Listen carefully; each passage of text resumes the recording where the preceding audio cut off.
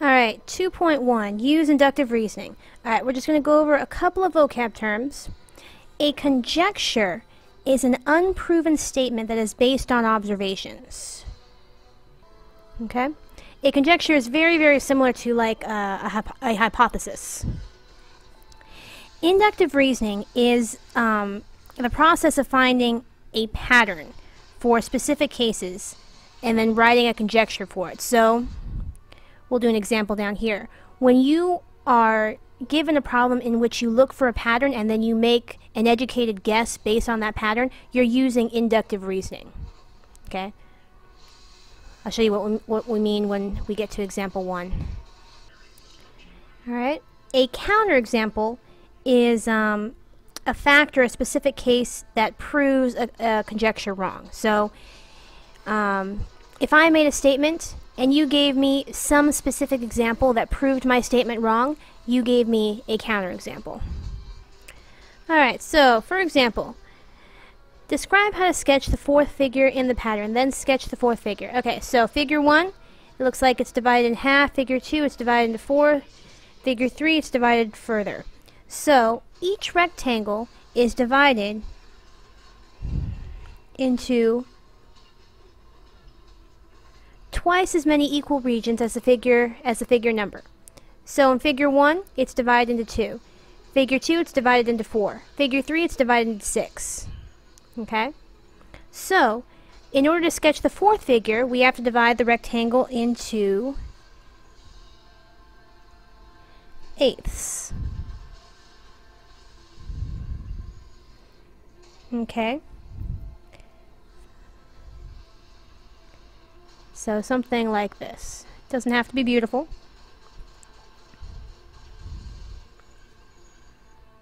Now also notice that in each of the figures, the lower left-hand square is shaded. So in this case, it would be this one.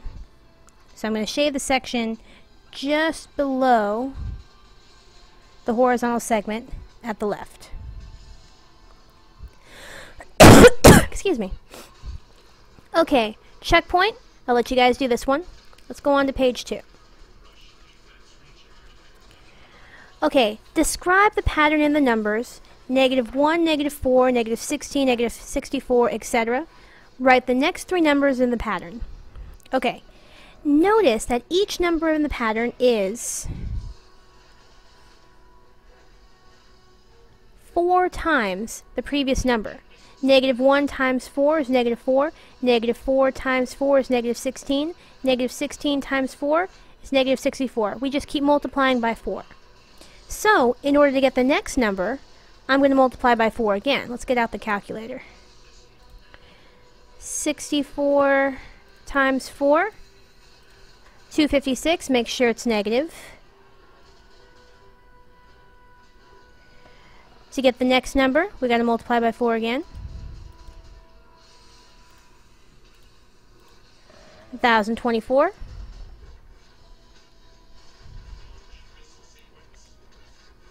And the last number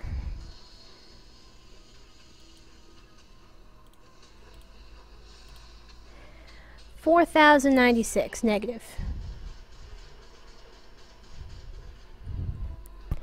Alright. Example 3. Given 5 non-collinear points. Remember, non-collinear means that these points do not make a straight line. Make a conjecture about the number of ways to connect different pairs of points. Okay, so we're going to make a table and look for a pattern. Notice the pattern in how the number of connections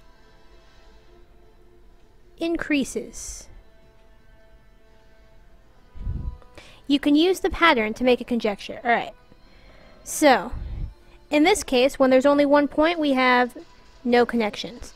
2 points, we have 1 connection. 3 points, we have 3 connections. 4 points, we have 1, 2, 3, 4, 5, 6. 6 connections. Notice how when we get from this one to this one, we add 1. From here to here, we add 2. From here to here, we add 3.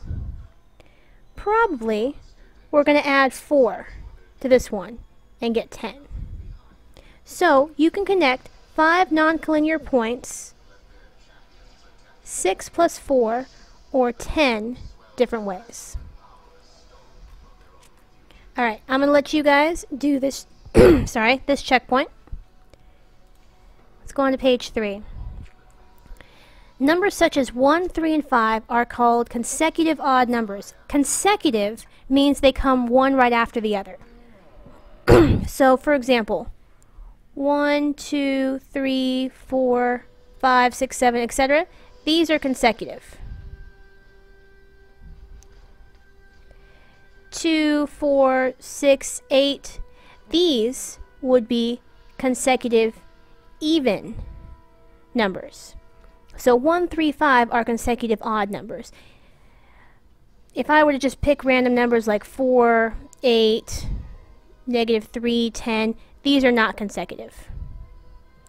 So consecutive means they come one right after the other. Find a pattern using groups of small numbers. So let's see here. 1 plus 3 plus 5, that's 9, which is the same as 3 times 3. 5 plus 7 plus 9, that's 21, which is the same as 7 times 3. 3 plus 5 plus 7, that's 15, which is 5 times 3. 7 times 9 times 11, 27, which is 9 times 3. So it looks like the sum of any 3 consecutive odd numbers is 3 times the second number.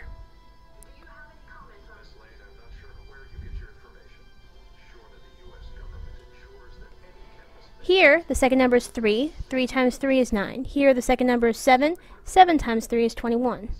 5 times 3 is 15. 9 times 3 is 27. So, let's test our conjecture using other numbers. Let's try -1 plus 1 plus 3. That gives us 3. The middle number is 1. 1 times 3 is in fact 3. Here, this gives us, let's see here.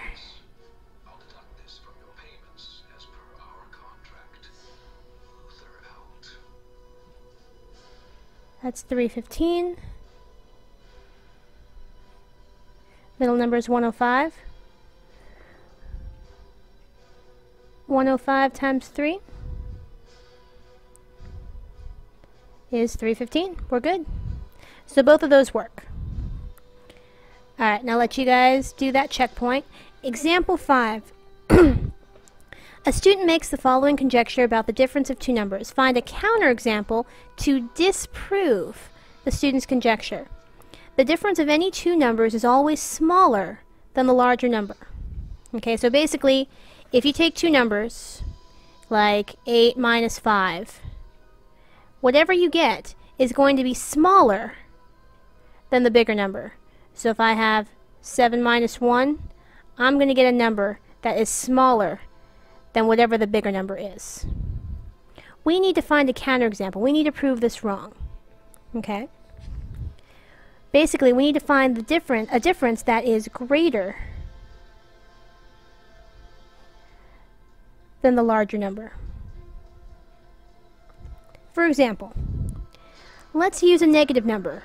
8 minus -4. Remember, a minus negative becomes positive. 8 plus 4 is 12.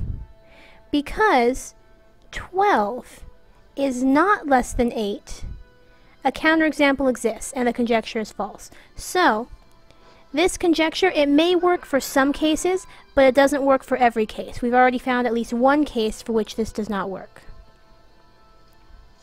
Alright, page 4. Making conjectures from data displays. Okay, the scatter plot shows the average salary of players in the NFL since 1999.